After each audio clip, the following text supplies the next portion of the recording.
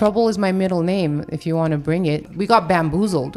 They took us out of the home. They took our children and put them into indoctrination camps. And then they started feeding them whatever they wanted for the 8 hours out of the day. Then we come home tired, and now we can't serve our children and our families. And so we give them slop from the freezer. And then so that slop is eaten. Our kids get sick. Our families start deteriorating. We start hating our husbands. Then we get into fights, and then we start divorcing each other. And then now we have broken families. And you see how like it's non-stop. And now there's a two-family household. Maybe one of the members of the family is on government assistance now because she can't take care of herself, or expecting too much from ex-husband, and now he's bankrupt. And so like it's so toxic. And now who gets all the dough? The system. I advocated for my son because I'm not dumb.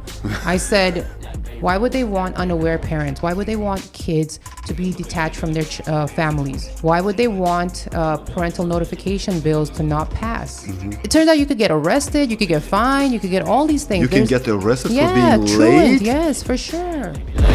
Talk of the street, hotcakes. Narine, yeah. Narine Tadevosyan. Correct. So let me properly introduce you. Narine Tadevosyan is an Armenian American author and a parent activist who pulled her kids out of system during the mask mandates here in Southern California. Narine helped launch a micro school with other parents that is now serving more than 50 kids. She also represents the Children's Educational Opportunity Act and is working to get that on the 2026 ballot to shift how education works in the beautiful state of California. Former feminist and atheist, turned to Jesus and leads the way for other moms and families to join her in a battle against evil. She's a mother of 3. Welcome to the show. Thank you so much for having me. I appreciate the opportunity. So I've been a vegan for, let's say 6 months. I've been a vegetarian then for maybe 6 months more. And then I've been a pescatarian for more than 2 years. So I know what it's like to experience that in my life, right? So you've been a feminist. Yeah. Tell me what kind of... I love the build-up. What kind of world view did you have back then? And why did you shift? So coming from Armenia, I'm an immigrant from Armenia. So I'm not first generation here. My kids are. Mm-hmm. We came from a communist country because we were part of the Soviet Union as well before the fall. And of course, we were doing things more traditionally. Females had a different role over there. They weren't set to go work, even though women worked over there. Mm-hmm. It was just like set positions, like nurses and seamstresses. And, you're not really going to the office and being a CEO of a company there. So I'm not saying that didn't exist. I'm just saying it was not common. Mm-hmm. So when you come here and then you see your mom now striving, of course I'm 6 years old in Armenia. I don't understand these concepts of what women's and men's roles are. It's just what we saw.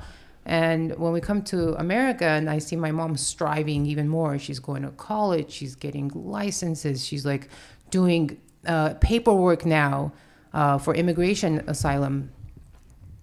She's brought so many people and helped them here in America to achieve asylum legally. So this is another topic that, about illegal immigration, whatever. We came here legally. My mom did everything legally to help people file for asylum. And I see her making lots of money. And so she starts then implementing into my mind, like, hey, you got to earn money. You got to be able to stand up and take care of yourself. You got to focus on becoming a lawyer. So now I'm being indoctrinated by my mom, who is feeding me more so that life, that feminism, like, hey, go out and get your own. Was that present? Of course, all the time. He's still alive. Any other sisters and brothers? I have a brother. I say he's still alive because my mom's passed away, but my dad's still present. Yeah, I have a brother. And it's just my mom's trauma is what I'm trying to say. Mm-hmm. Is my mom's trauma was that I needed to be able to take care of myself because she didn't trust men to take care of women. Mm-hmm. And so realistically, I was like playing with dolls. I just wanted to or playing outside with boys and hanging out and like sports. And realistically, I loved being a mom. Internally, I just loved that feeling of being a mom, a teacher. I was always guiding and teaching the kids of the neighborhood, doing like extracurricular activities with them, going to convalescent homes and singing Christmas carols for them. We were just fun kids. And I never even thought about like being a powerhouse attorney woman, you know, like doing my thing. And so you get fed this. And then you go to high school, then you go to college, and then like more, like be your own boss, be your own babe, go get your own career, get your own degree. Family can wait, blah, blah, blah. And so I feel like the curse of feminism isn't so much that they empower women, is that they take away their power to turn them into robots instead. What did your dad say at the moment when your mom was feeding you with all that? It wasn't necessarily like, you know, family conversations we were having. It was just like after an argument with my dad, maybe she would say things like this to implement, like, oh, you see, you got to get your shit together. Not, sorry for my language, but you got to get your stuff together. So that way nobody can have a say over you. But what was the disaster there is that I was 1 foot in and 1 foot out because I wanted to have a family. I wanted to be, you know, a wife, a mother. I wanted to be a caregiver, a homemaker. And yeah, I wanted to be extra too. I wanted to create because that's what we are. We're made in his image. We're creators. And so that urge to create is not going to go away just because I'm a mother and a housewife and whatnot. I wrote this book in 2 months at home while taking care of my now 1-year-old daughter. So yeah, all I'm trying to say is that it was taken away. The idea of motherhood and being a woman at home was like tainted with the traumas of our mothers, maybe. And maybe the traumas of other women that we would see in our environment, and seeing how money maybe helped them escape from it. And so feminism isn't necessarily a bad thing. It's just the people who it is a bad thing. It's a bad thing in the sense that it takes away from the woman's actual role in life. The first role she's given is to be a mother and a wife, a partner. Actually, the first role she's given is to be a partner. Adam got Eve as his partner too, so she can help him do the things, take care of the earth, name the animals. You know what's interesting? So yesterday we were watching this video on YouTube with my wife, and that was a video with a historian. He was telling those stories about what kind of Russia was prior to the 1917 revolution and prior the last Tsar was killed. And then the historian was telling the stories that across the whole Russian Empire, except for the big cities like St. Petersburg and Russia, in Moscow, in those villages, like let's say 80% of the population, in those villages there was so men harassed their women big time. So there was violence and etc. So if you look into the world from this perspective, like for hundreds of years, maybe if husbands were hating their women, etc., maybe feminism was needed, but I believe like it was just pushed too much and too far. It's like it became like feminazis, right? Right. It's almost like, I want to say in 2025, feminists, they don't fight for the rights of women. They're saying that men are not necessary at all. It doesn't matter what kind of man, you're just not necessary, right? Especially if you're a white guy and you're a heterosexual, you're like the most violent. evil. Yes. It's violent. Feminism is violent right now. Very. They push too far. It's violent right now because the women are waking up. Before it wasn't violent because women were complacent and compliant to the ideas that we were being fed about what women should be like, what their roles in society should be like.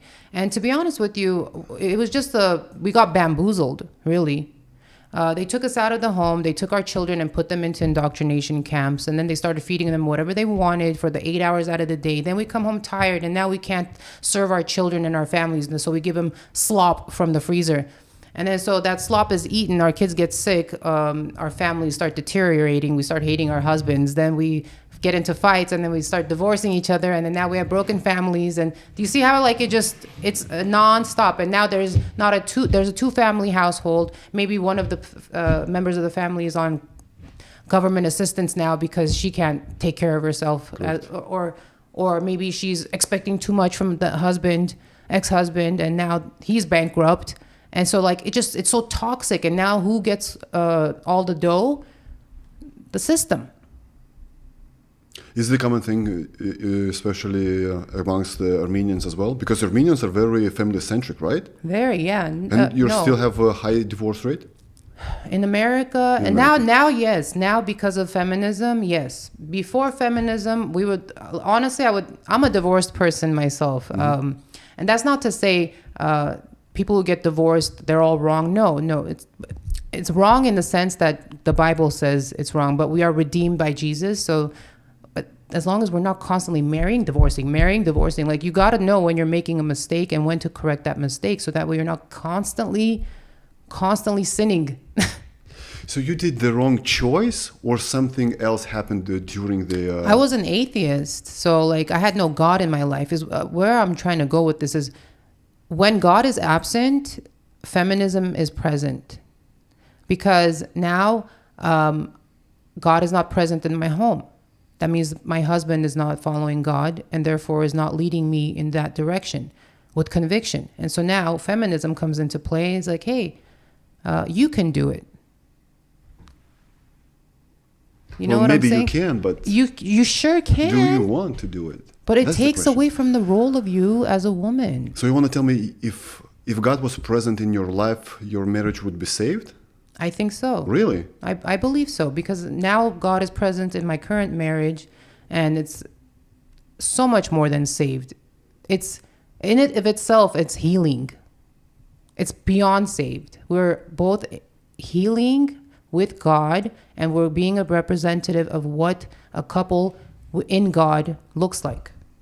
And we're raising our children in church. My kids are in the micro school that the church has. I call it a micro school. It's a learning center, but it's homeschool pod parents who bring their children to church. And thank God for that. I took my kids when I was still pretty much an atheist, because I was flabbergasted at what was going on with the system. And I'm a public school, what's the word? I'm the result of public school too. You know, I went all the way to UCLA. And I was a PTA president, treasurer, you know, parliamentarian in my kid's school. When he went to elementary, I knew everybody. I went into the principal's office, I was the pass. And then when all this happened, and I told them, hey, stop harassing my child, and they were so quick to revoke my permit, because I lived a little bit further away. I moved when my kid was in school, so they, approved my permit, and then they revoked my permit because I sent an email saying, hey, cease and desist the harassment of my child. He does not want to wear the mask. You're making his learning experience horrible. Correct. And they revoked my permit. And they said, well, you can't go to this school anymore. You can go to that school. I'm like, forget your schools. Who did that? GUSD. PTA? GUSD, Glendale Unified School District. Yeah, but who did revoke your... Glendale Unified School District. The school. Principal? The principal, yeah. They went through to the GUSD, and GUSD sent me an email after my email to the teacher. They sent me an email. I never got an email back from her. And they told me my permit's revoked and that I need to take my son to another school in the district. And I'm not interested in your school. So I signed my son up to the learning center, and I became a homeschool mom. For way less than what these parents are doing now, like sending their kids to indoctrination camps. So that was 2021, 2022? 22. So they mandated that your kid has to wear a mask. Since what age? Since 5 years old? Wear a mask during the mask mandate. Yeah, he was in second or third grade at that time. So he was like 8 years old? Yeah. 8, 7, 8. Mm-hmm. You said no, and... I said stop harassing him. I didn't even only say no. I said stop harassing him. I didn't even... I advocated for my son because I'm not dumb. I said... I advocated for him, and I said, listen, if he wants to wear it, let him wear it. If he wants to wear it under his nose, he's just going to do that. Stop harassing him in the middle of school, in the middle of class, and frankly, ruining the experience for all the other kids, too.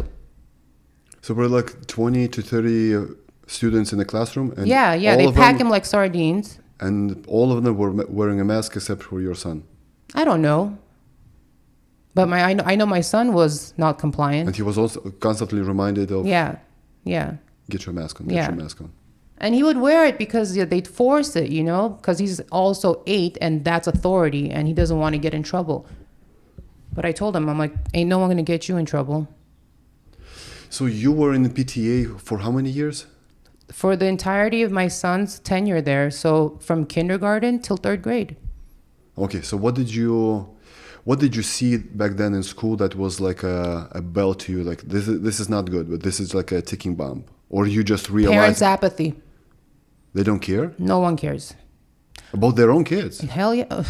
Look, Apollo, I'll tell you this much. Every time that we would have an event, I'd have to go like beg parents to participate in their own kids' school event. And they're mostly housewives too, to be honest with you. Like they weren't necessarily working, like, because when they're dropping their kid off, that's when you can go and talk to them. So they'd hang out after school, talk to each other. And so the parent apathy, the lack of involvement, the carelessness about like what's going on school grounds, it's just like drop them off to school, pick them up from school. So that was Glendale. That's everywhere. So I would always say that Armenians are so family-centric. It's like They are. Family is like everything to you. They are. But They don't care about their own kids. But that doesn't mean that This is the new generation only. No, not only new generation, they care about their old kids. It's not that they don't care. They don't participate extra things that the school is doing. So they don't have They don't have involvement time. in the school. So when you're sending your kid there 8 hours, but then you have to pick them up and take them to like sports afterwards, you're going to have less time to invest in school because now you're working. You can't do more things there. Correct. And so, but that's such a big deal. Your kid's there for 8 hours. You got to invest yourself into that school. You have to go to the PTA meetings once a month on Zoom. And we would get like no parents. So I can only like lead people to the water, but nobody was thirsty. And so when 2020 rolled around and everybody folded and I was the odd man out because I was the only loud one talking and advocating for my child. I mean, those who pulled their kids out, pulled them out. Those who didn't, told their kids to comply because they don't want trouble. And I'm just like, trouble is my middle name if you want to bring it, because I'm not worried about what they're doing. They work for us. This is the thing. Like, these people in public spaces work for us, their constituents. And therefore we should have the audacity to ask, because they're under our pay. Who's their employer? You are. Exactly. So why, parents, are you guys so afraid to ask for them to give you service? You go to a restaurant and you Yelp 1 star just because they forgot your straw in the to-go bag. But you won't do that for your kids. So let's say a mom is watching, regular working mom is watching this video, and she's like, I want to know what's happening during the PTA and during those school hours that they don't know. Tell me a few stories that parents have no idea that is happening in schools, public schools. Well, you had an episode on this recently. Yes, with the books. Yeah.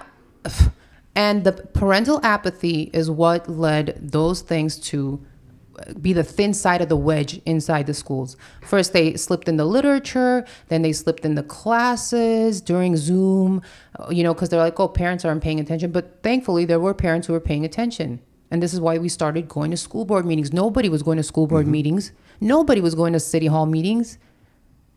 Nobody cared because everyone was just like heads down working.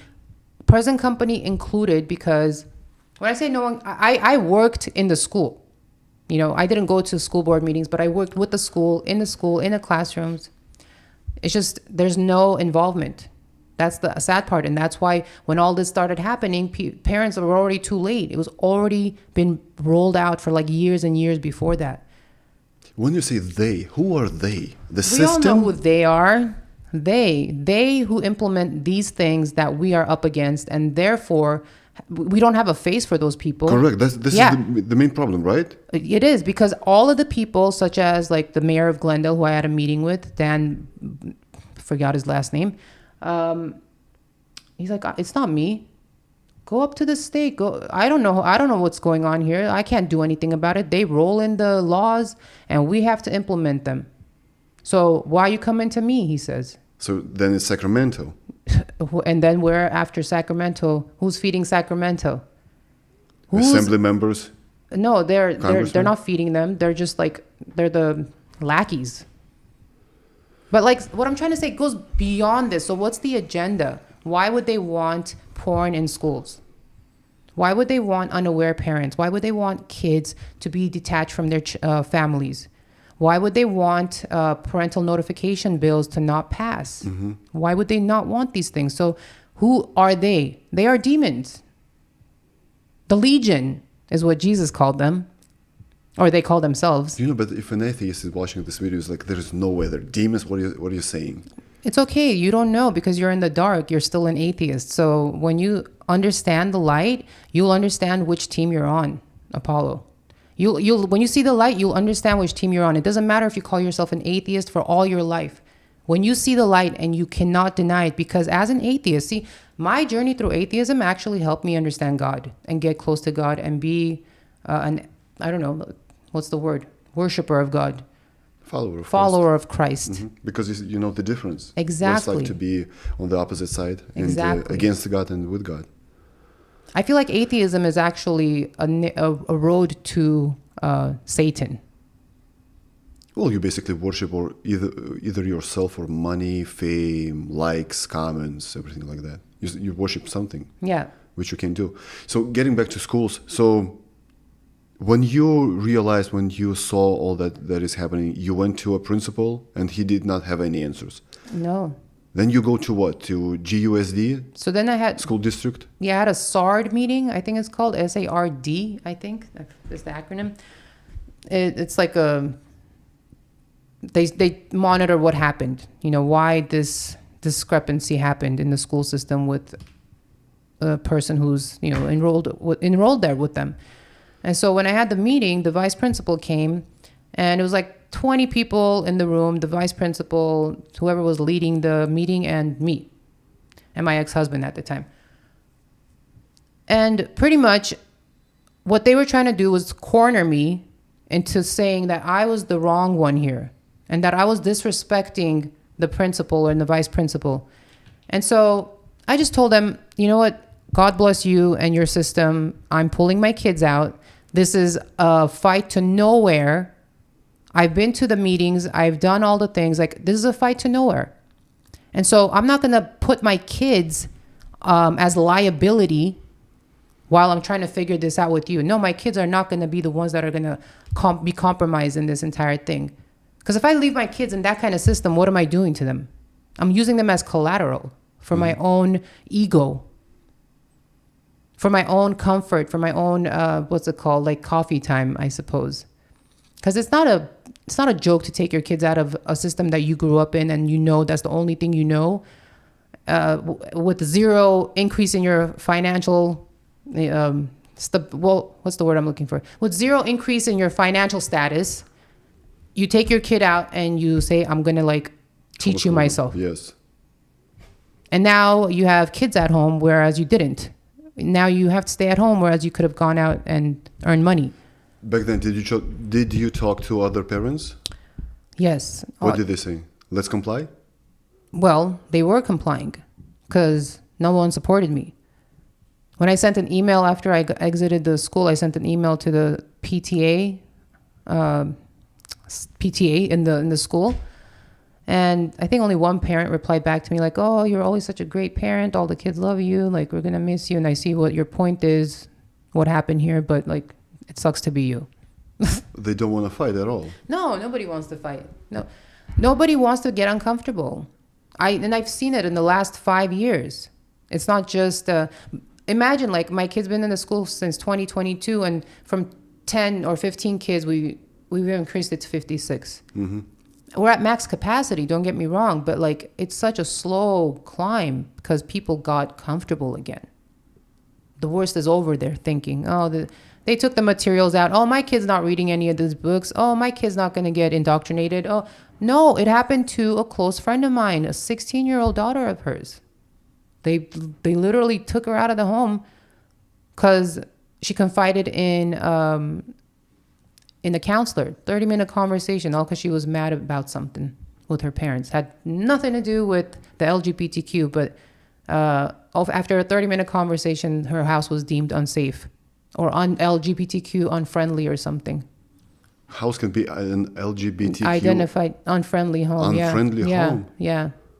Yeah, your kids can be singled out for that too in school. So CPS arrived? Yeah, they took her. They fought, and they won. They got their daughter back, but... How long did it last, the fight? Even if it took 24 hours from someone coming into your home and taking your kid out of your house Even that one day could be torture and Correct. hell. So eternity, it took an eternity. And lots of money with attorneys. Yeah, over 10K in legal fees for nothing. And if that daughter didn't have the parents that she has, for sure she would have been lost to the system. And yeah, it's an Armenian family centric. Will go through all ends to make sure their child is safe, but that doesn't mean that people are not ignorant to what's going on and what can happen at the drop of a dime. So let's say, how big of a school that was? Hoover High. I mean, It's a 1,000 students? I have no idea how many students are in a high school, but like a full high school.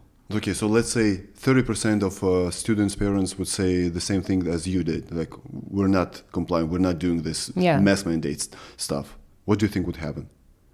We would win. Really? Yeah. Imagine I'm the only one arguing. Correct. That's very interesting. Did you feel like you're a lunatic back then? A lunatic? Yeah. No, I thought everyone else is a lunatic, for sure. They like their masks so much. No, they don't like to be uncomfortable with authority. They have a skewed perception of themselves and who authority is because they don't follow God. And even though I didn't follow God, I proclaimed atheism, my moral compass was still strong. I don't know. It's not because I didn't know God's principles and God's law, but I was still an atheist, which means I was still making mistakes, which means I was still denying God. I don't know. I mean, they're making mistakes as far as not following God because they forget who authority is. It's God, and then it's man, and then it's government. You know, like it's not government and then man and then God, or man and government and then God. But Like, you understand this? Every time I hear those stories that CPS can come over and take your kid away even for 24 hours, Yeah. it scares a lot of people. It's For like, sure. I'm not going to stand out. I'm not going to do anything because I don't want to get the CPS knocking on my door. It's scary, like having a CPS and taking away your kids. who's the CPS? And why do we allow them so much authority? How do they get that authority? It's all compliance. Where did we sign the compliance away? In public education indoctrination camps. All right. I got a meeting with the principal. My first year, I took my son to elementary school. I was also divorcing that year, so you can imagine the turmoil. And so I would take my kid to school late sometimes, like 8:15, 8:20. And then unbeknownst to me, they're marking those as truancies for 20 minutes. Bro. What are you doing? Like, and then I get a meeting with the principal. Thank God she was a former divorcee too. She's like, oh, I understand you completely. Yeah, totally. Just, don't bring your kid to school. It turns out you could get arrested. You could get fined. You could get all these things. You can get arrested for being truant, late? yes, for sure. Yeah, I had a whole ass letter and everything. They told me. You're kidding. No, not at all. I wish I was. So there's a lot of risk involved in taking your kids to indoctrination camps because you sign away a lot of things, rights away. And then when parents come and say, they're my children, my rights, like, all right, well, did you read the fine print? How big it is? The fine The print? fine print? Yeah. Pages upon pages? No, it's actually a transparent one-page letter that says, psych, like, we got your kids. It's honestly, you have to understand, like, you're giving away the rights of your child, of yourself as a parent when you take them to school. Not for only for those 8 hours. No, indefinitely, because they can come after hours too if your kid says something. I mean, they're public reporters. They have to report. And I'm not saying, look, I loved my public schools. I'm going to go ahead and say this. They don't make the teachers like they used to. Yeah, but that was 20 years ago. That's the point, right? Yeah. Something happened in the last 20, 30 years that altered the entire framework of education. And that something is warp speed Marxism. Tell me why we were having revolutionary communists in their t-shirts with their speakerphones at almost every single school board meeting everywhere. Glendale, Chino. I was at the Chino meeting, by the way, with Sonia Shah. I always say Sonja because it's the J. With Sonia when she told Thurman to exit the premises. It was epic. But tell me why these revolutionary communists are showing up to school meetings. What do they have? What stake do they have? They have 0 children in the school. They have 0 children to begin with. Why is Antifa coming to these things?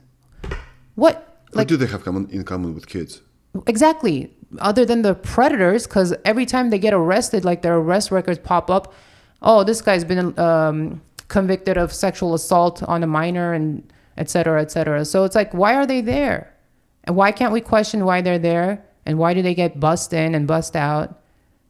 By who? The main question remains them. Who are they? You know who they are. If you want to have a fight against, you have to know the enemy. It's like the system. Yeah, but for this system works a lot of people.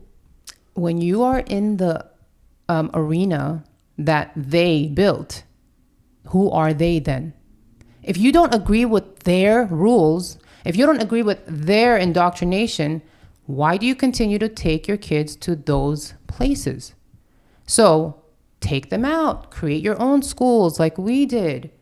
We're gonna touch on that. How to do that? Don't take like my I have a podcast too, and my friend and co-host, we had the conversation, and she said a great quote. Don't take your kids to Caesar and then get surprised that they're acting like Caesar. Mm-hmm. Or whatever the quote is. I'm chopping it up. Shout out, Jess. But that's what happens. You're going to take them. They're going to learn bad things by people who are toxic. It's a toxic environment. They get fed toxic food. Did you know that there's like veterinary drugs and stuff in public school foods, lead, all these nasty things that you would not even step on with a thick rubber soled shoe. People are feeding it to their children in public schools. I didn't make up the data. It's all there. Moms actually tested it when they were giving school food to go during 2020, 21 lockdowns.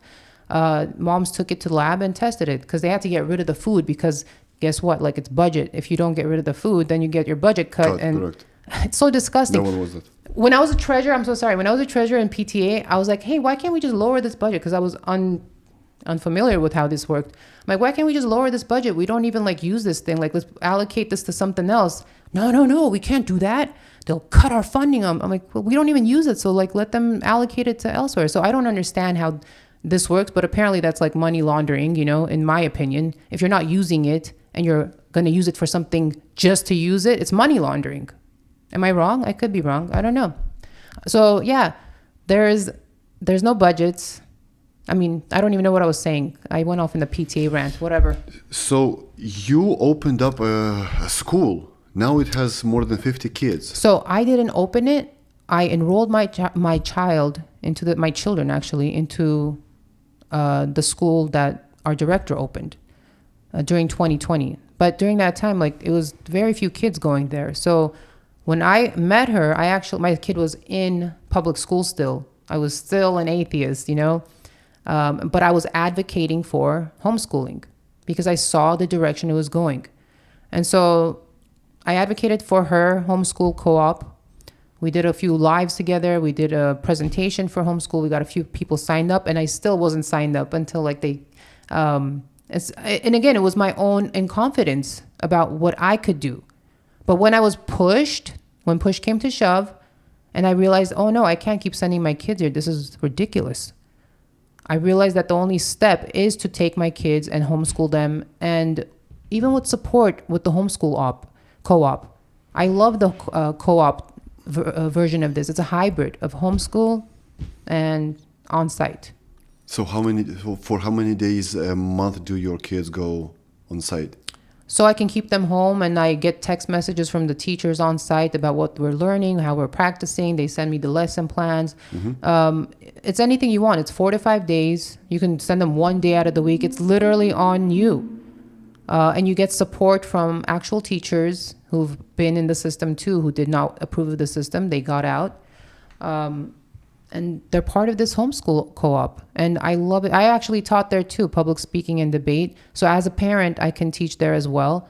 What's the credentials? The credentials are the willingness and the eagerness to teach and learn and to grow a community of people who are like-minded and who you don't have to battle every time taking them, dropping them off to school, whose other people's mentalities you don't have to battle or be an obstacle, to teach your child something. Like, it shouldn't be this hard.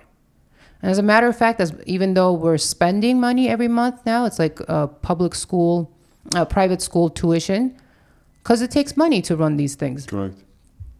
I'm happy to spend it on that. I'm happy to never go out to a restaurant ever again or post the bottom of my heel when it's red. You know what I'm saying? Like, I'm happy to spend all my money on my children. What about those families that can't afford that? We are working on the Children's Educational Opportunity Initiative, the ACT, to be put on the ballot for 2026, which would give children money that already exists and it's already being allocated. So it's an educational savings account that already exists. So this ACT, this initiative, would give $17,000 per child. A year? A year. And if you want a sample of this, it's in Arizona. Arizona only gives $7,000 per child. They actually have this operating right now. And again, I'm not the finances person. I'm never going to claim to be the financial expert. And to me, it doesn't even matter. You don't have to be an expert. You just have to have common sense and understand that money that exists already can be allocated to your child once this initiative passes. And you know what the beautiful thing about initiatives are? They're not bills. They cannot be revoked. They can only be changed with another initiative. And an initiative is when people come together and they put it on the ballot. Not when an assembly member or a congressman drafts a bill, because it dies all the time. Good bills can die all the time when you have bad people sitting in office. But initiatives can last forever and ever when you have good people enacting their political, obligation. So $17,000 a year. So if your kid goes to school like 10 months a year, so it's $1,700 a month. So basically, with that kind of money, you can afford almost private school, right? And definitely homeschool. Ivy League even. And homeschool co-op. You can create your own centers and hire whoever you want. How does that center look like? Our you cooperate, center, let's say, with 10 parents, and they have all of them have two kids or 20 kids. You cooperate, and you hire what, teachers? Yes, you hire educators. You hire coaches. You hire teachers. You hire people who are willing to teach. We have art. We have chess. And you rent a place? Yeah, our place is under our church. So we were blessed to be on church grounds because there were empty classrooms there. And our director, whose husband is the reverend of our church, she's a 25-year teacher at a public school. And so she saw what was happening in 2020, and she's like, well, we got to get out of here. Like, I'm not compromising my kids. And if people want to join me, they're more than welcome to, teachers, parents, and students alike. And so I vibed with her immediately. She's an amazing woman, Lucy Chakarian. I love you. And I'm here to help her build this out because I can see my efforts being inputted into this community and the community thriving because of it. So this initiative in 2026 has to be signed, passed? By 1 million people in California who are registered voters, preferably a party voter. So in the midterms, it's going to be on the ballot? If we get 1 million signatures by 2020, yes. That's why we're working on it right now. I'll send you the link and maybe you could post it for people who watch the video to... In the description? Yeah, exactly. So that way they can just go to the website, input their phone number and just, be in touch with us. So the population of California is what? 80 million? Yeah. So every 80th person has to sign up just for this initiative to be on the ballot? Yes. And then 51% if votes yes, is going to pass, right? Correct. 39 but if 51% votes no, it's going to fail. So that doesn't mean that just because 1 million people go out to vote, it's going to pass. Because 2 million people might come out and say no. So we need all the people who agree with this to vote. So we don't just need 1 million signatures. We want more than 1 million. We want every single person who agrees with your child getting $17,000. And it doesn't have to be just a public school. So out of 50 I mean, states, private. how many states implemented this thing already? I think there's 4 states, if I'm not mistaken, but the one I'm more familiar with is Arizona. And I believe, and the statistics can be pulled up, but they actually had a surplus in their education budget because of this. Yeah. Most recent reports. If you're the system, what are the cons of implementing If I'm the this? system, If you're the system. oh, I'm going to try to get rid of this immediately because now my pot is going to shrink and I'm going to be useless. Null and void is what the Department of Education would be.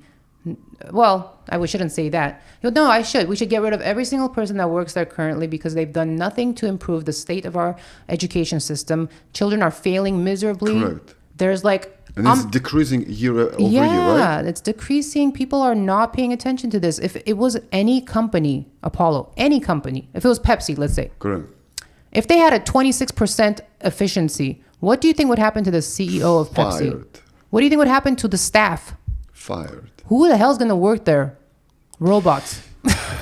Because they don't look at this as the company. That's the problem. If you Exactly. even look at the whole government Yes. or the whole country as a company, right? It Yes. has to work efficiently. If the CEO of a company, aka government, is not efficient enough, Exactly. you fire him. At Immediately. least after 4 years. You don't re-elect the guy or the gal, right? But they do this all the time. It's like, yeah, he did a horrible job. Why not? It's like with the Newsom. Yeah. The guy was almost recalled. No. Yeah. You stayed with the guy. And now he's about to run for the president. Oh, but he's going to deny it until he gets to the podium that he's running for presidency. He'll deny it the whole way. I'm not running for president. Can't stand that guy. Anyway, he has a podcast Who can? now. Yeah, but who can? Out of 40 million people vote for the guy. They love There's him. people that like him. Who are those people? I don't know. Bots? He betrayed them at the Pacific Palisades. It's ruined. The most beautiful place, I want to say, in the LA area, right? Amazing place. It's ruined. And it's being to be rebuilt, I want to say, in a decade maybe. Never. And those are millionaires. Yeah. Not regular people that are struggling every week. It's never going to get rebuilt in the same way, of course, but it's only going to get built even worse because now they want to do public housing in that city. And Pacific Palisades? Yeah, and don't get me wrong, I'm not a classist or anything at all, but there's just certain places, like, keep the vibe, bro. That's a historical place. It's like Pacific Palisades. Yeah. Karen Bass is a Bass without the B. She's a So once again, someone voted for her. The majority decided that she's the one to run one of the biggest cities in the entire country. Like, I won't say top 10 city in the world by population. Marxist, well-known Marxist, well-known, like documented, Fidel Castro level. She's fangirling him. But he's a hero. Yeah. You can see people not wearing maybe Castro t-shirts, but Che Guevara, like Che. Yeah. But Do Castro... your research. Who was Che Guevara, right? Okay. Revolutionist. Of course. Killer. Of course. Jesus was a revolutionary too. Not the same revolution. Barabbas was a revolutionary as well. Interestingly enough. That man who they released instead of Jesus was Barabbas. He was there for, well, that's what I understood. But when I did, I don't know if I'm wrong. I'm willing to be corrected. But what I understood was that he was also revolutionary and he killed people in an insurrection or whatnot. Yeah. And so, yeah, he was way more barbaric than Jesus. But it turned out that not only did they not want the peaceful king, they wanted the king that was going to come and kill. And that's why they let go of Barabbas. I mean, of course, they let go of Barabbas because Jesus was framed. But even so, the people spoke. The Pharisees gave them the seed, and the people spoke. They wanted Barabbas. Yeah, they made a decision. Yeah. The Pharisees stood back at that time. So the Pharisees in this case are the powers that are unknown and unseen, in my opinion. And the people who vote what they're given, you know. How big of a chance do you have for this initiative passed in 2026? Out of 100%? So it got failed once already. This is not the first time that we're trying to implement this. When was that? 2022. I had a boiler room meeting with all the parent activists, and then we had the LA March, but before that we met Kevin McNamee, and he's the person who's leading this initiative. You have to send in your paperwork for it to be approved by the DA or whoever it is that's approving your initiative. Anyway, they just made it longer. Like they kept going back and forth. And so we didn't have enough time to pitch this. And so we scrapped it so we don't lose on the ballot, But now we are pushing very hard. I mean, everyone's in on it. Whoever I speak with, there's not one person that says, oh, this is a bad idea, except for the people who don't want this to pass. They say it's a bad idea. Why? It's going to bankrupt us, they say. We're already bankrupt. If you're California is bankrupt. Yeah. No, I mean, we're soul bankrupt. Let's start with that. Your children are failing classes. We're already bankrupt. Correct. If your future is invested on these children's education, then we're already bankrupting ourselves in the future because we can't rely on this generation of kids with 20% efficiency and literacy and math comprehension and, not even basic understanding of geography, to be honest with you. Our kids are failing. So we need a reform.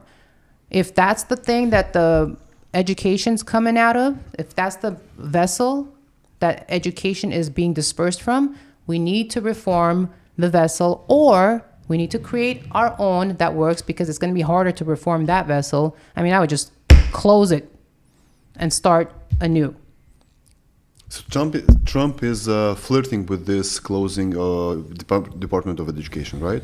Yeah. If he does, that would be better or worse for parents in California specifically? We're not worried about the parents. We're worried about the children. Is it going to be better or worse for children of California? Okay, so better... Because then the state is going to dictate the rules, right? So because there is none Department of Education. They're not just going to close it. They're going to replace it.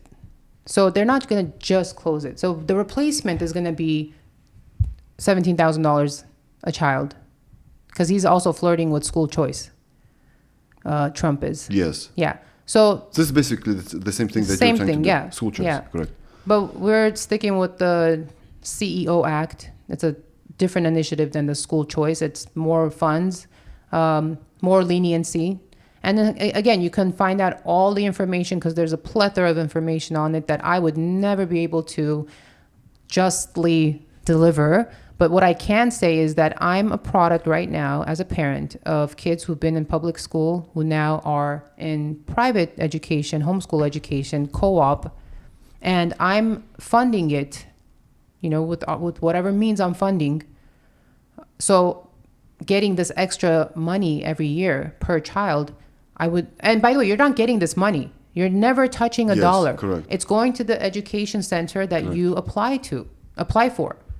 So mine would be Holy Trinity Academy.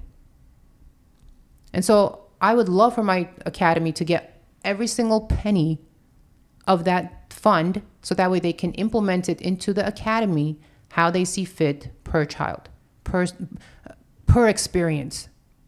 Is there a place for corruption? Let's say they're getting $17,000 a year and they're spending like $12,000. But if it's private and if it's a parent's choice, or you're not spending all the money, right? We're out. You can spend all the money. You can spend some of the money. Money that you don't spend, you can roll over. Money that you don't spend, you can give to another child if that child doesn't use it for whatever reason. So this money is transferable. And it's growing. What's the word I'm looking for? See, I'm not good at the financial part. But all I know is that this money is transferable. This money can be used for all education purposes from whoever the vendor is. And so that Department of Education, what they're doing is, I don't know what they're doing. They're doing mafia stuff, because none of that money is coming to our kids, because we see the results.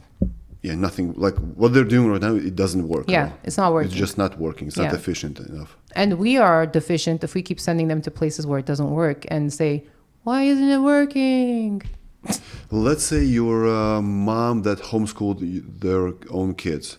you still can get access to those $17,000 a year, but you can't spend it.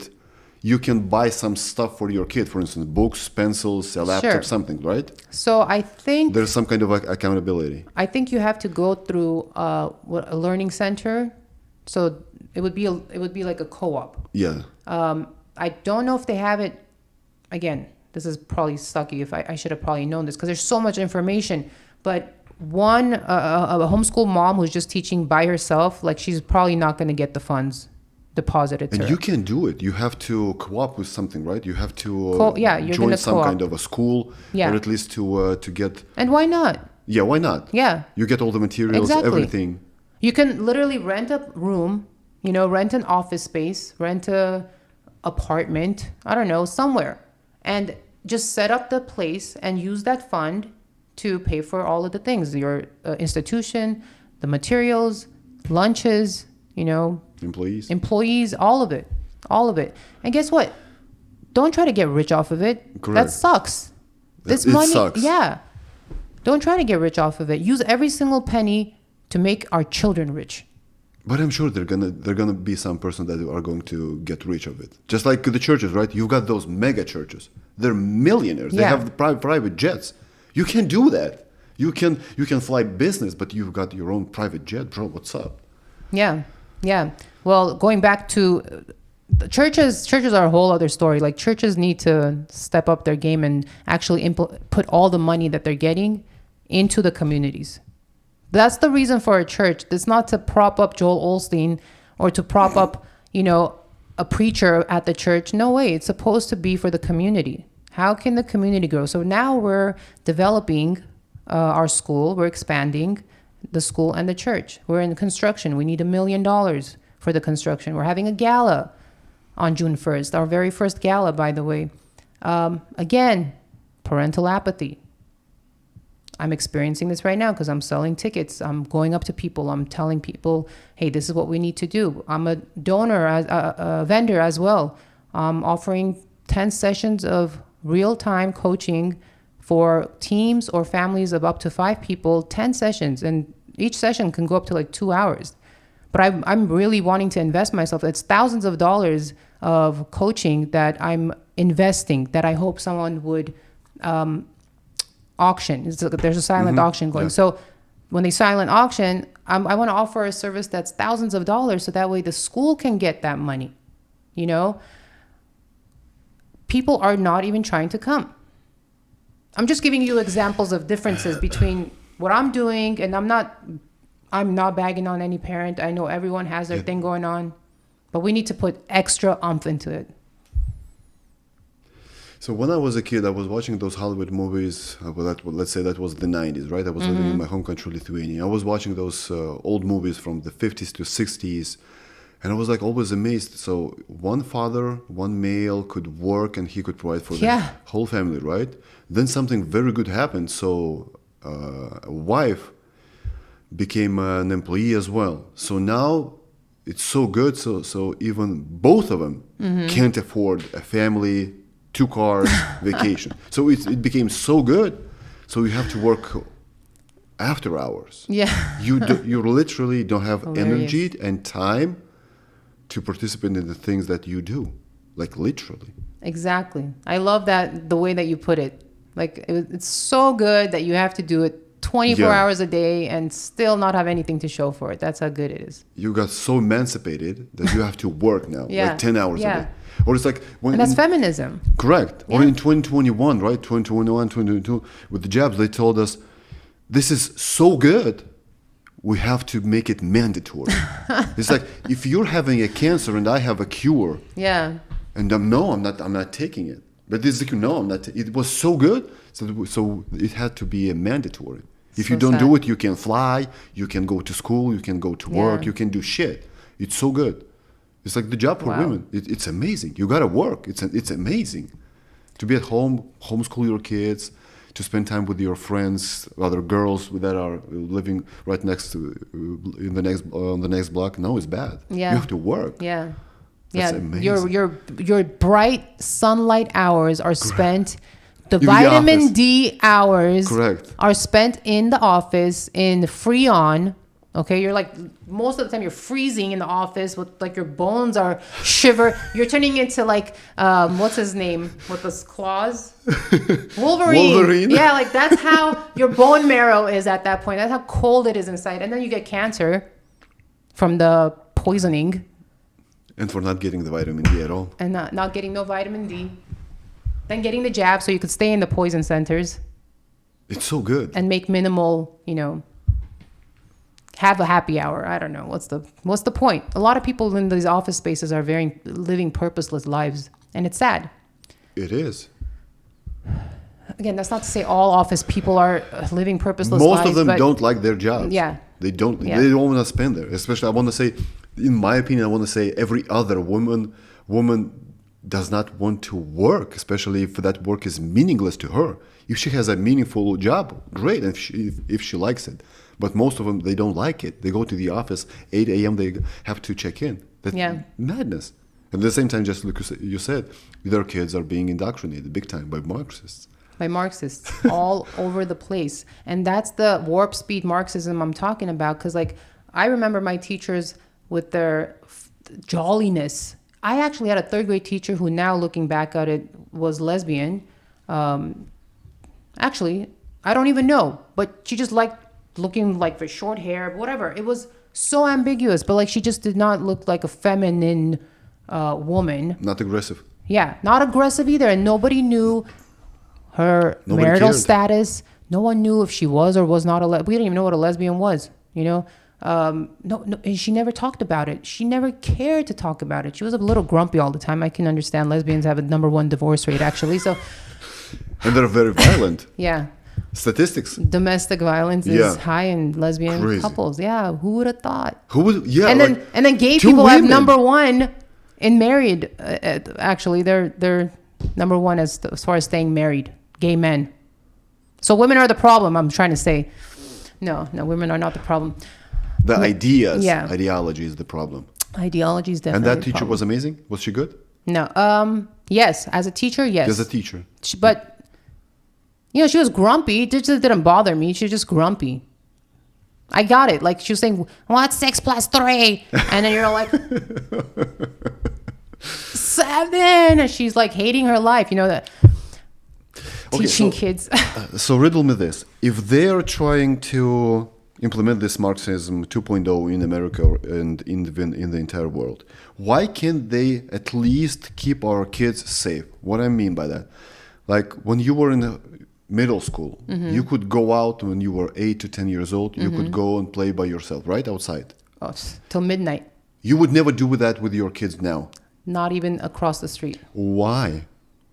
What year was the shift? We were the last generation that could do that? Yes. I was outside till 11 p.m. Yeah, Nobody cared. My dad didn't know where I am. They didn't even think twice. Correct. No one knew the word pedophile. Yeah. Molester. Thank you. Nobody knew this word. Not in our home countries. Correct. Our home countries, that you don't mess around with that. You immediately get skinned. Deceased. Yeah. Killed. Yeah. On the street. For that? Yeah. For molesting child? That one advertisement where it said, this Russian man stabbed and killed his daughter's predator or whatever, but the report wrote that he died by suicide, but he had 26 stab wounds. I want to die big time. 26 times. That's what the medical report was, but that's what they're about. You can't touch the kids. Don't touch the kids, dude. So what happened? They touched the kids. They let the kids get touched. That's what happened. People started getting, you can register. What do you mean register? Why are you letting these people live within a 1 mile radius of anything? I actually checked where I live, and I don't have there's registered pedos all around, but it's 2 mile radius. And I still would not let my kids go out by themselves. And it's not to say they're out there driving around looking for the next kid, but I don't know. Maybe they are. What's reform? You don't want to play a Russian roulette with the pedos. Yeah, no, especially. No way. So let's play devil's advocate. Let's say you like little boys or little girls, right? And you acknowledge this. You understand this, that something's wrong with your head. if you register yourself, and you haven't molested anybody, like maybe you're watching some video, something like dark, but you haven't done anything because you're stopping yourself. What options do you have? If you go to a police, they're going to say what? You didn't commit any crime. We can't do anything, right? There are no mental institutions here in California, and I want to say you can't cure people from being pedophiles, right? Because this is sexual attraction. You're perverted mind. You have a perverted mind. If you register yourself as a potential child molester, your kind of a life ends right there. Yeah. So what options do you have? If you have this affliction and this need to do something bad with kids. Okay, so if we go back biblically to just what Jesus said, he said anyone who tries to harm a child of God should wrap a millstone to themselves he didn't say should do it to themselves. He said they are better off getting, tied a millstone and thrown into the lake. Or lake. So pretty much drowned.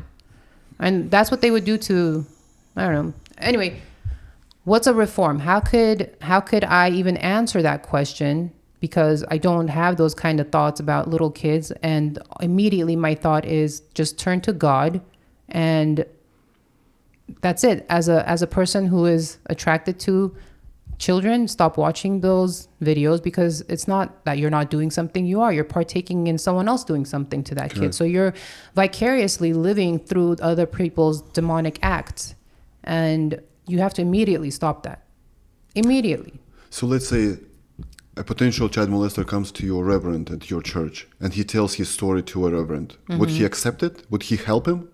I don't know. Or he would try to distance himself from that person? I mean, I would hope that he would get help, to be honest with you, because what would Jesus do? Would Jesus help an afflicted man who comes and says, I'm 100%. Blind, I'm deaf, I have demons in me, I'm promiscuous. I'm promiscuous, I'm an adulterer. Would Jesus say, go away from me? Never. No. So I'm hoping at any given time we do the right thing, the good thing, but sometimes I understood that the right thing isn't necessarily the good thing to do. So as a flawed person, I wouldn't be able to answer that. And I believe like the only cure is just the society, the community. Yeah. You go to a church and you say that to your pastor or reverend, and then you kind of discuss what else can you do. Yeah, be held accountable. Because if you have those dark thoughts, it's like someone has to watch over you all the time. Because it takes, I want to say, like a second from watching Jesus those videos could do just that. doing that. Jesus could do that. Jesus could watch over you all the time. There's not one human being that can be 100% accountable for each person, especially an adult who comes to you with an affliction. Like the reverend, nobody can be. Even Jesus wasn't 100% responsible for them per se. He healed them and sent them off. He said, go tell people what I've done. He never said, here, stay with me. He never kept the afflicted with him per se. He always healed and sent them. They can go back to what they were doing. But that's that's going to be society's call then after that. You're going to get the consequence, whether from God or society. Ultimately, it's going to be God who's going to pass out the consequences. So there are AAs, right? There are drug addicts. Maybe there are even PAs, Pedophiles Anonymous. They're called MAPS now, apparently. Yeah, but those are true pedophiles. I mean, I was talking about the person that have those thoughts and they're not taking action, and they acknowledge that something's wrong with me, but I just can't help myself. I would ask them, do they have a spiritual connection to God first?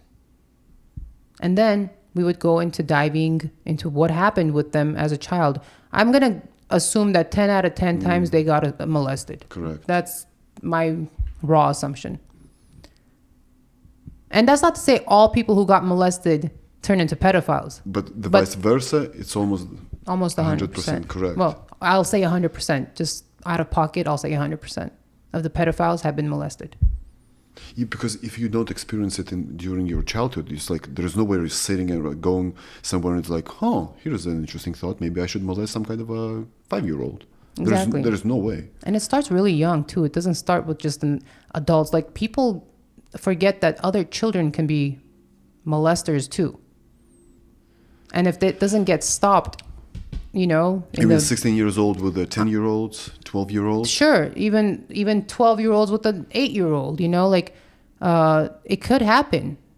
Other children could inflict this upon each other too, but it just becomes, because, you know, you don't just become 16 and you're like, oh, I'm attracted to this 10-year-old. Correct. You know, but there's something that didn't develop within you to grow out of that attraction phase to that child phase. You know what's interesting? So in the last, I want to say 6 to 12 months, there were a lot of new articles about teachers, females, molesting the students, right? Yeah. She's 25, 30 years old. He's 16, 17. And I want to say no crime was committed, they were saying.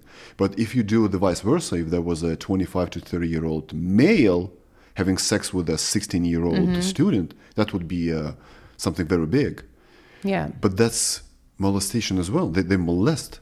Even if it's a 16-year-old boy, teenager, having sex with his teacher that is 25. It may be cool on the paper, right? Maybe it's cool among the kids. boys, the kids. But it messes around with his psychology for sure. It messes with everyone's psychology because the adult is not adulting in this situation. The adult is giving into their temptation and not focusing on the fact that despite them being an attractive person who 16, 17-year-old hormonal boys are attracted to, you as a woman, as a mother, as a wife have an obligation to guide those children. That's why you are there. You're not there to get your fix. So it is definitely molestation. It is definitely punishable in the same way. Because if a 16, 17-year-old does it with a 16, 17-year-old, you're like, okay, that's normal development in adolescence. But a 35-year-old is going to be promiscuous on purpose to the 17-year-old. For the 17-year-old to be comfortable enough to make moves to the 35-year-old. And so that's molestation, in my opinion. Like you're grooming the kid. Let's go to your Jesus story. So you've been an atheist for 30 plus years. I committed to atheism in 2011. Prior to that, you were a believer. I don't even want to say a believer. It was just like I was born into it and nobody really like guided us towards God. We didn't go to church. I mean, yeah, we knew. Were you baptized?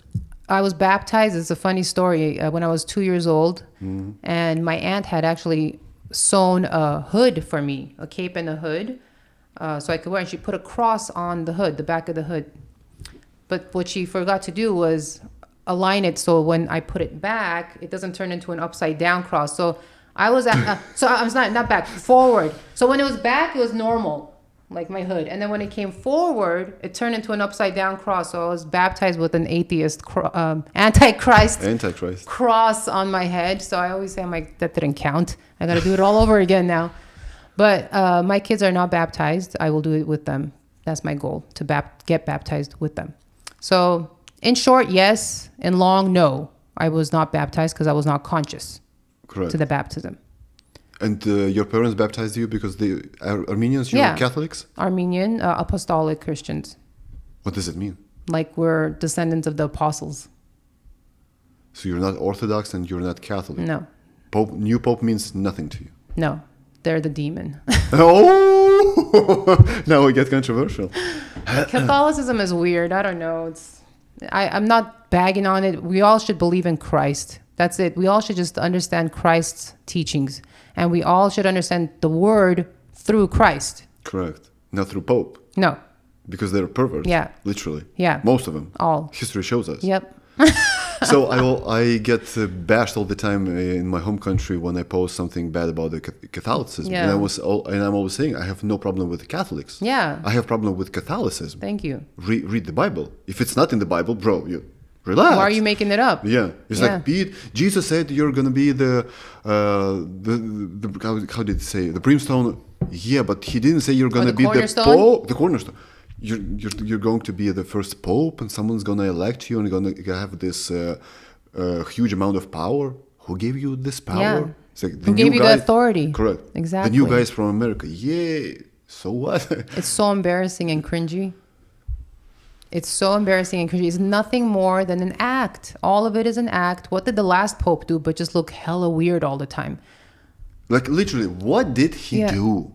Nothing. Nothing.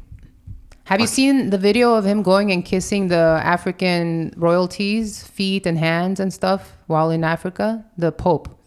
And more power to the African royalty. I'm not saying anything, but it's just like, what was the role of the Pope where you're supposed to be the closest figure to God and you're kissing the hands of royalty elsewhere? Not even, I don't know. I don't know so how to... those guys were not elected? No. That guy was not elected and they're kissing. Amazing. Who voted for this? It's like people are getting so obsessed, especially here in my home country, when Prince Harry, no, not Harry, yeah, Harry married Meghan, and prior to that, Prince William married that Duchess, Catherine, or whatever, yeah. My whole country was like insane. They were watching that wedding. It's like infatuated, huh? Yeah. Why? Yeah. What are the accomplishments of those royalties? What did they do? Nothing. They were born to this royal family. The biggest accomplishment is just to be of this blood. That's it. No one elected them. Yeah. But no one's kicking them out of power either. Correct. They do have all the royal family is just figurines, you know. What's really happening is the immigrants have taken over. UK. Big time. Yeah, it's horrible. I love people. I love that America decided to be the melting pot of people. But America is the only country that has claimed to be the melting pot. Mm-hmm. Okay, like let's be the melting pot. But now no other country has claimed that. And now they're being overtaken. So assimilate. Learn the language. They don't want to assimilate. Learn the tradition. Don't implement your laws, your rules, way of life. If you want to live like, let's say, Sharia law, plenty of countries, go there and you can do whatever you want if it's up to the government of that country. But they want to do it in UK. They want to do it in Texas. You want to know why? Because they actually experience freedom for the very first time. And the only thing that they can do is implement the control over their lesser people. That's why Sharia law exists. So how could they have that faith come to the UK, have their women now earn money, separate, don't marry Muslim men or marry more progressive Muslims instead? So, they're going to implement Sharia law. This is my opinion. It's not fact checked or anything, but that's how I'm looking at it. Like they got to put in some control because all that freedom that they're experiencing, they don't know what to do with it. Correct. That's a good point. They just have no idea what to do with it. Yeah. It's like let's take a homeless person and give him $10 million. Yeah. He's going to get nuts. Like, what do I have to do with all that money? He'll be wiping himself with it. Yeah. So they're kind of, they came to a country that had freedom and they want to turn it to a country that they ran from. Yeah, because that's what they're familiar to. It's Stockholm Syndrome. It makes no sense. Makes perfect sense because it's Stockholm Syndrome.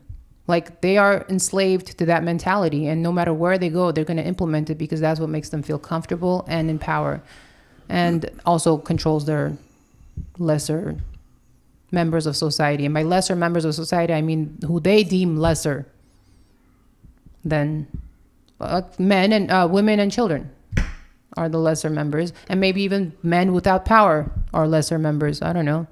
They're the ones that get picked to go and explode themselves. Mm-hmm.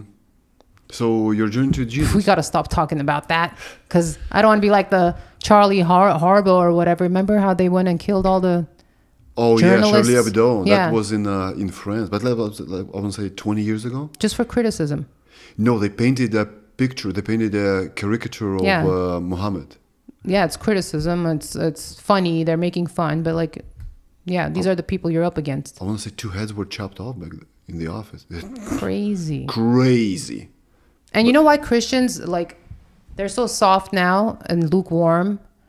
That, like, people are willing to go do that for their faith, but Christians are like, let's not rock the boat. Mm-hmm. Let's not call people out. Let's not tell our church they're mishandling this. Like what people think about us. I'll tell you what God thinks about you. He thinks you're lukewarm and he's not having it. You're a sinner. But on our way to a church, we go to a church in Thousand Oaks. There is a church.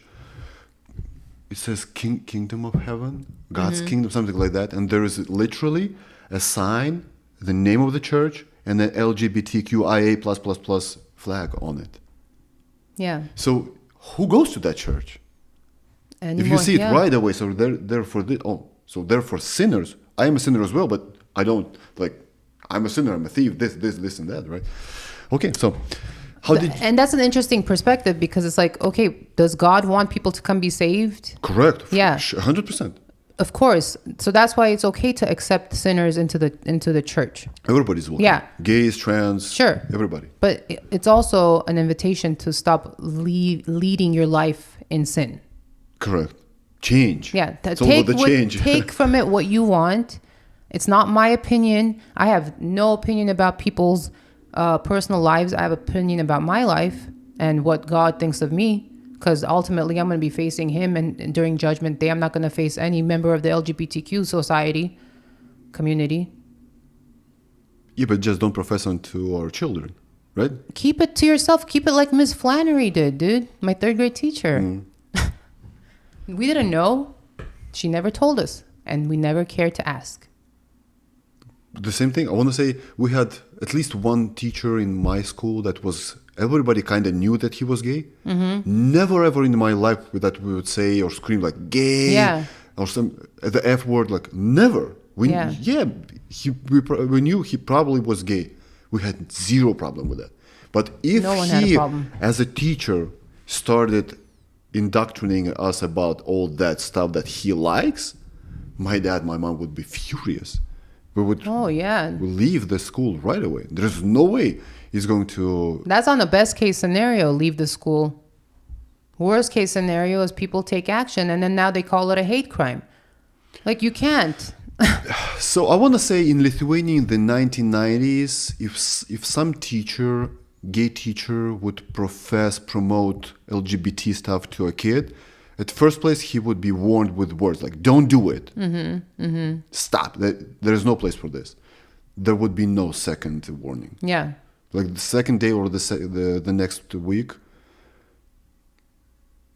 he'd be kicked out of school. That's it. It's like, there's no... But now it's like norm. Now it's expected. Yeah. And you got studies on that. It's, you know what the worst part is that they're feeding this to 0 to 6th graders who actually in the curriculum that's set for the standard, they are the ones who would be getting this kind of information the most because there is no, there's only one teacher for all 6 subjects that they teach or all subjects. So they only get one teacher. Correct. So that teacher is obligated to also teach that curriculum. So if they teach it 100% out of 100% time, that the kids are going to get that material. Whereas in 7th or 8th grade where there's electives, the kids can opt out for the most part, or at least, walk out themselves because they're adults according to the school. Then I wonder why 12-year-olds. 20% of Gen Zs identify themselves as LGBT. But now we're having this alpha generation. So in 5 years, we're going to get the numbers from alpha generation. I believe that's going to be like 40%, 50% of them identifying as LGBT. That's a scary statistic, not because I'm afraid of LGBT people, but it's scary to know. Yeah, exactly. It's not genuine. Exactly. If you're gay, no problem. Yeah. But if you're told that you're gay, maybe I am. Yeah. Like, stop it. No. And then if you experience it and you're like, okay, maybe I am. And then now you are because you experienced what is that? What is it to be gay? The sexual part of it. Yes. What is it to be gay? So when people say, I'm gay, like, okay, thanks for telling us how you like to have sex. Because that's all that it ultimately is. Yeah. I'm not an engineer or a doctor or a CEO. I'm gay. Yeah. I'm a lesbian. Thank you for that. But I didn't tell you that what kind of sex I like, right? Yeah. I'm a heterosexual, right? No, I'm a podcaster. I'm a book author, something like that. Why are you telling me your sexual preference? And that's where we have a problem as parents. Because it means nothing in the grand scheme of things. Your sexual preference or your sexual orientation means nothing. Nothing. Absolutely. what it does mean is that you're likely to cut out your genes from, you're taking yourself out of the gene pool because you're not procreating. You're creating unnatural situations to have children in, where normally you would not be able to have that child, because God wants us to have children, but he wants us to procreate. Cool. And he wants the child to be raised in a family structure where they understand that they have to then go and procreate. That's ultimately how life works. We're going to have to procreate. Okay, so tell me this. So if Marxists work here in the US and let's say in the Western Europe, right? So our birth rates plummet for, I want to say, 10 years, maybe even more straight every year. Why don't Marxists work, let's say, in India? Because the population of India, of Pakistan, of Malaysia, What's the impact? they're going crazy. What's the impact? What do you mean? Like, what's the impact of being a Marxist in India? The country is big, the big population. You can have a lot of slaves. You can have To do what? Yeah, but what do they want to turn America into? A Marxist country. We are like the hub of everything. Correct. And they want to control the hub. What are they going to do from all the... They do things in India, but they do it in ways that, for example, they send vaccines there and completely make them infertile.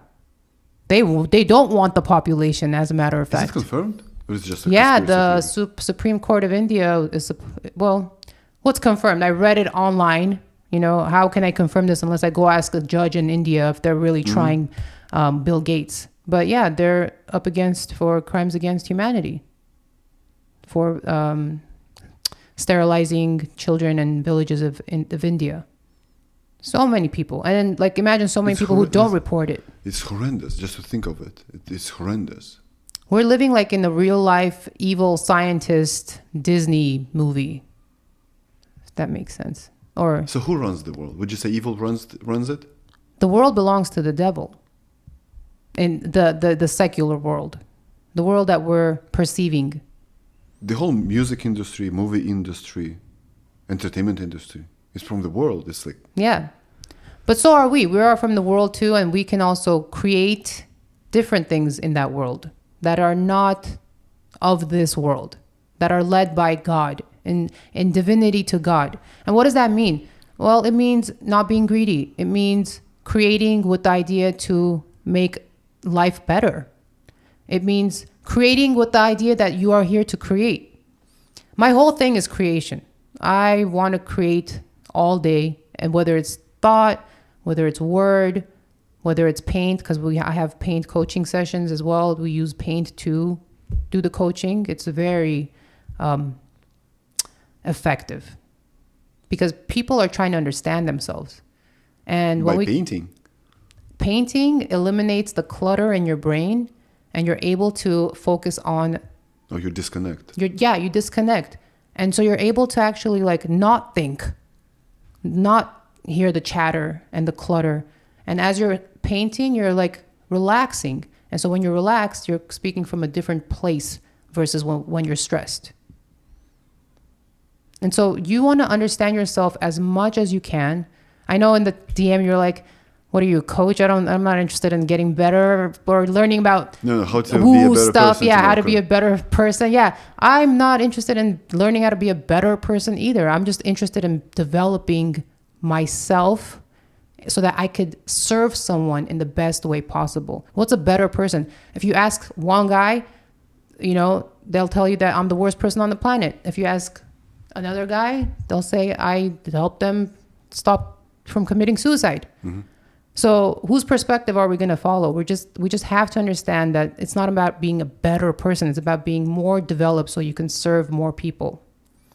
And if you don't understand yourself, then you are not going to be the best developed version of yourself, the most developed version. And just get guidance from God, honestly. Yeah, so the first step I want to say is just to realize that you're not an accident, you're not just a stardust, and you're not an ex-ape. You're a creation. I knew you before I formed you in the womb, right? Amen. So you were created on purpose. Because if you live with the premise that you were just a speck or a dust, it's like you're useless. Bro, it's like 8 billion like you. If you die, nothing happens. So this is one perspective of life. But if you understand and acknowledge from the bottom of your heart, it's like, I was created on purpose. Not to go to an office and to do the job that I hate, that I freaking hate. Yeah. Life changes. This is the first Tremendously. step. Tremendously. I was created on purpose. Yeah, maybe my parents did not want me. Maybe my mom told me on one occasion that we didn't want any kids. There's like something was wrong with the condom or something like that. But before that, God knew me. Yeah. He created me. Forget what your mom thinks. Forget what your she was just a surrogate, right? Yeah. Her body was just like a surrogate for me to be born. That's a marvelous perspective of life. Yeah. And God bless her surrogacy, by the way. 100%. Yeah. She's the portal that brought you here. And exactly, when you look at yourself as someone with purpose, because God already had that in mind for you, your entire trajectory changes, because now you're focused on how to serve others, because that's what the purpose is. What's purpose? To serve yourself? You're back to square one. If that would be the purpose, all billionaires would be happy. They're not. They serve themselves. They have billions of dollars. Yeah, exactly. It does nothing. Exactly. Then they get their girlfriends with You're talking about Jeff Bezos. Correct. I saw it in your eyes. You were talking about Jeff Bezos. She's so weird. Like, why? I'm sorry. Like, why? She's so weird looking. Maybe she's a good person. Great person, probably. Probably. But like, I don't know. She went to space. No. She's a great person who went to space. That should tell you what kind of person she is. All right? She's a freaking liar. That's what she is. Not one. Seven? 7 liars. 7 liars. And then Katy Perry kissing the freaking ground. Oh my God. He was away for so long. Cringing. I can't. These people are real life, but they're not. They're a figment of our imagination, and they cease to exist as soon as we turn off the tube. Did you notice that in the last, let's say, 4 to 5 years, more and more people turn to become more and even extreme in a good way conservative? Yeah, dude, because we're recognizing all the veil's been lifted. All right. So when the veil lifts, you have 2 choices. One is take the blue pill again and numb yourself out, and the other is take the red pill and continue on past the veil. More veils are going to be lifted with every journey, because now you're hyper aware and you're hypersensitive to BS. And so you're going to appear to be the crazy one. You're going to appear to be the one that's rocking the boat. You're going to be like, oh my God, my kid goes to public school. Nothing's wrong with them. Why is this person so adamant about taking her kids out? And why is she so adamant about atheism, Christianity or Christ? Well, because like I saw the light, I know the truth, and God doesn't do lukewarm. So I'm 100% in. And let's take it from there. So our modern civilization, let's say, was getting progress for the last 100 years. But they were waiting for 2020 because they did this huge move.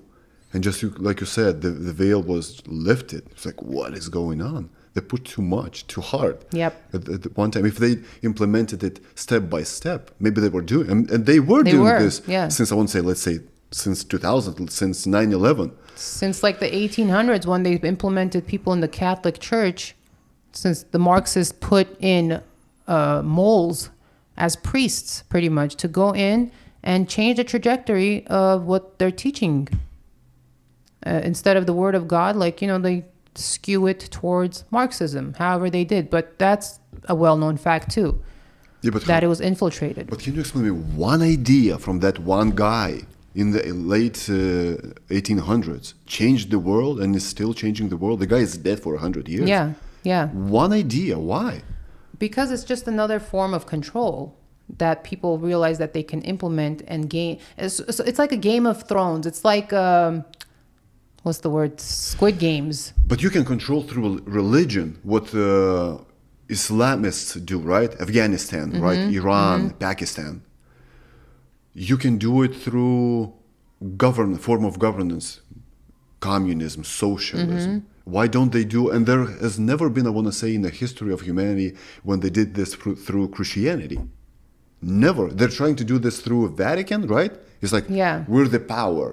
Christianity is actually the only form of defense against Marxism and communism, and that is why the Bolsheviks killed so many of them after the revolution. During the revolution, yes. Yeah, it's like millions more than were killed during the Holocaust. And I don't even know if any of the numbers for the Bolshevik slaughters were fabricated. So there's lots of Christians are the first line of defense, and that's why they want to get rid of them. And guess what? Marxism, communism is just another team. Capitalism is a team. Islam is a team. You know, Marxism is a team, and there's counter teams. Christianity is counter to communism. Counter to everything, I want to say. Yeah. So capitalism is great till you make it a crony capitalism.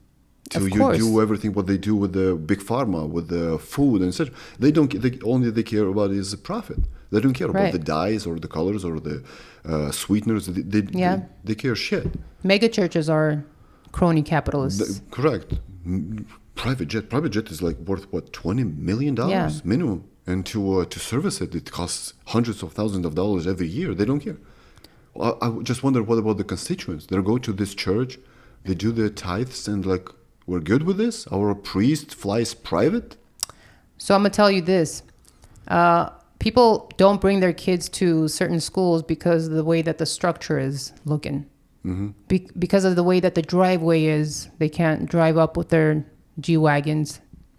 So people are not the right way to measure society, as far as like, they're the right way to measure society. And they tell us that society's crap right now, because they would rather believe in the mega church, and they go give their tithes to these mega churches who do probably nothing, or maybe even just 1% of what they can do. And these people feel like they belong to this huge church. I hear the pride in people's voice, and pride is a sin, but I hear it a lot when people are like, I'm part of this church. Okay, great. What are you doing with yourself as a member of that church? So people have this weird ego that they want to fill. And I get it. I love my ego. I think ego is the most important thing for self-preservation, but it's not the end-all be-all. You know, you have to align yourself spiritually, and ego takes a back seat when it comes to God. But also, ego takes a front seat, because when Jesus saw people using the church or the synagogue as a den of thieves, he called them, he flipped tables over. Mm-hmm. He whipped people. He told them to get the heck out. This is not the place for that. And so that was egotistical, because he had to do that. He had to preserve the sanctity of what that house represented. And the guy was chill. Yeah. To get pissed off. Exactly. If you can piss off Jesus, like, wow. Exactly. So you were raised as a liberal. Would you say it? Yeah. Leftist liberal? I raised myself as a liberal, pretty much. But my parents didn't. My parents left me alone, too, to raise myself. But they fled Armenia because of communism. Well, they didn't flee. It's we actually left like right before the fall. And Armenia was really good during communist times. I will say that we had a really good childhood. I never felt like we were missing anything. I had a toy room. My dad would bring fresh bananas. Like, I haven't tasted bananas like that since 1985, or no, maybe that's too soon. Since 1989. Okay, and I just feel like we had such a good life. Everybody was happy. There was like public fountains that spewed delicious water. People knew each other. There was not, and actually Armenians were allowed to practice their Christianity. We had churches over there. We were left alone as a country, because interestingly in Soviet Union, enough. there was no religion. Exactly. It was banned. Exactly, it was banned. But we were...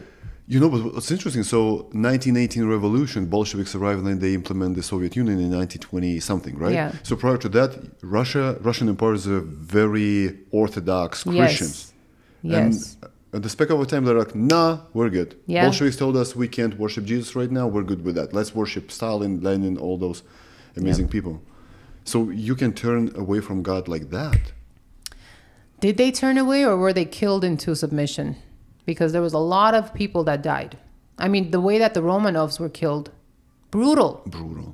5 kids, 4 or 5 Brutal. And it sounds very similar to what's going on right now, where they're trying to implement laws against preaching Jesus' name. I don't know if that's like a scare tactic or something that, they just put in there to see how we would react as Christians. But I feel like we need to react a little bit more hot. So when now the youth worships Marx, Engels, Che Guevara, all those people, right? I believe that all started with the late 70s to 80s to 90s movies. Do you remember those movies like Casino, Goodfellas? Mm-hmm.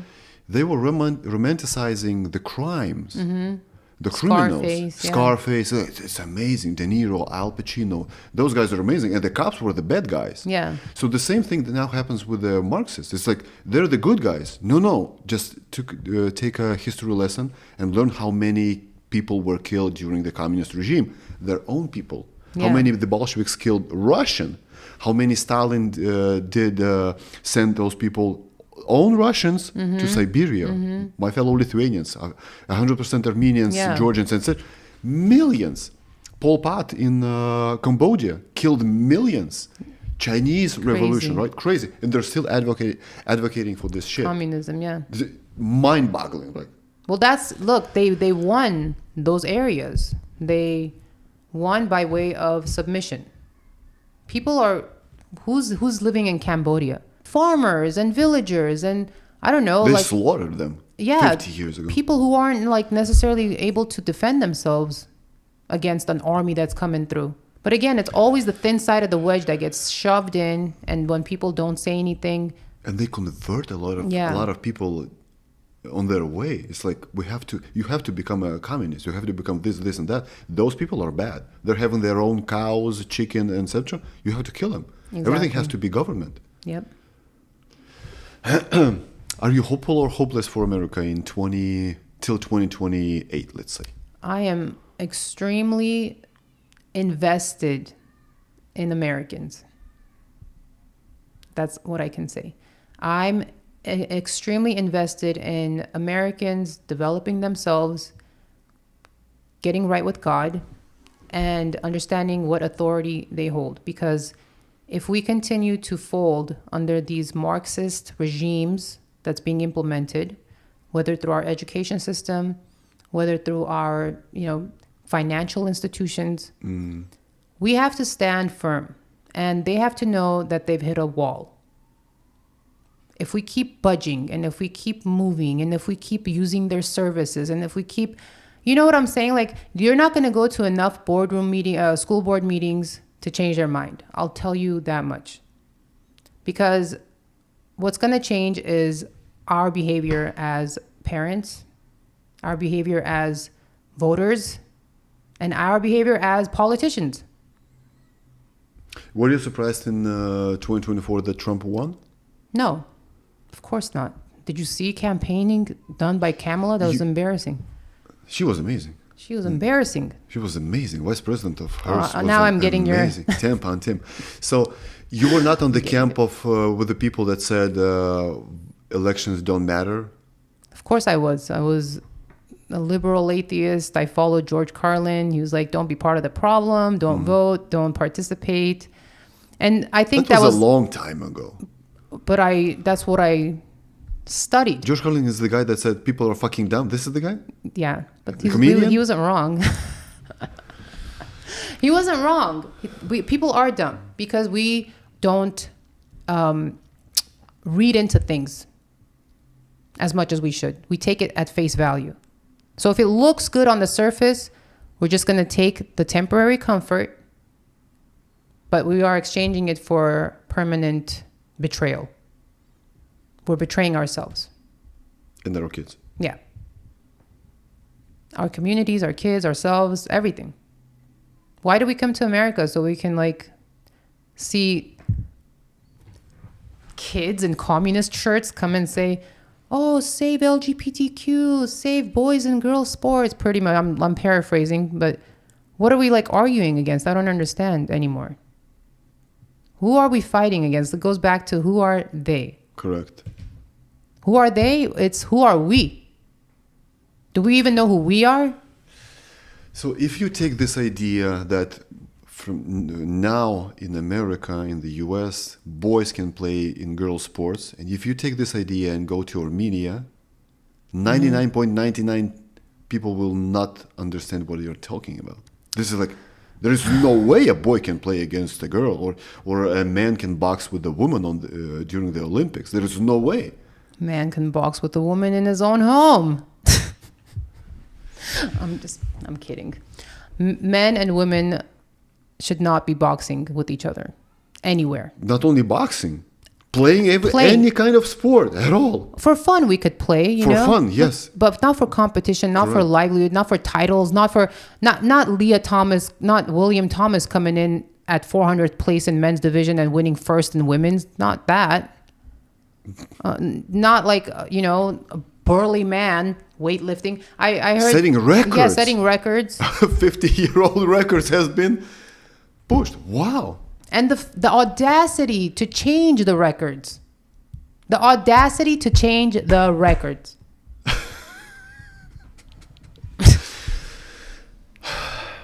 What this book is all about? Before you die, read this. So it's a kingdom guide, I like to call it. It's a no excuses workbook. I have prompts in there for you to fill in. And I use biblical principles to guide people out of their excuses and into their purpose. Is the book for parents? It's for youngsters? anyone. It's for anyone who seeks to find their purpose. That's awesome. So, Narine, what can people do actually? They can vote for ACT? The first step, the first order of business, I'm going to look into the camera, Correct. but the first order of business, you guys, is please go to the link below that Apollo will post and show us support by clicking on the link, sending us your phone number, so that way we can have a database of people who are interested in supporting the CEO Act. We need this to pass not only for our kids who are in the program, but for the reform of education. It's never going to change sending them to where they're going already, because we've been shown that they're not interested in improving the children's education. They're interested in taking money from the government and feeding themselves. And children are not interested in learning. Children They are hate not, schools. they're not interested. They've taken away all the fun stuff, art, music, you know. And when I say taken away, like they cut the budget. So it's not every school that's been cut, but there's a lot of kids who are not experiencing what I experienced, for example, when I had violin and, you know, choir. This is all in elementary school, just during class times even. So the environment that the kids are going to learn in is causing toxicity, whether substance toxicity, because now you have ADD in public school, food toxicity, because they put veterinary drugs in this and lead in the school food. No one cares about the kids. Medical intervention by way of counselors who just got their degree last week from an online accredited university. And now they're telling kids, oh, you too can be a boy. You too can be a girl. We don't have to tell your parents. These are the freaking people who are in front of your kids, and you want them to come back normal. They're 8 hours there. They're not going to come back the way you sent them. In regards to education, you're not exaggerating? What is it? In regards to education, you're not exaggerating? Right now they're hiring people who are willing to work, and then they get accredited during the meantime. That's why we have all these pink-haired people thinking that they're teachers now. Pink hair is pretty much good. Oh, the blue hair? Green hair? Blue hair? We're being judgy, I guess. I don't know. But Red flag. Whatever, yeah. Like, that's what I'm looking at. I won't pick up a colorful toad off the street. That's for sure. They told me it's poisonous. So I'm going to be careful. I'm going to use my discernment. Red is ripe. Red is ripe. Yes. Strawberry and apple. So yeah, please, please, please support the initiative. That's the first action step that you can do from your home without ever discomforting yourself in any other way.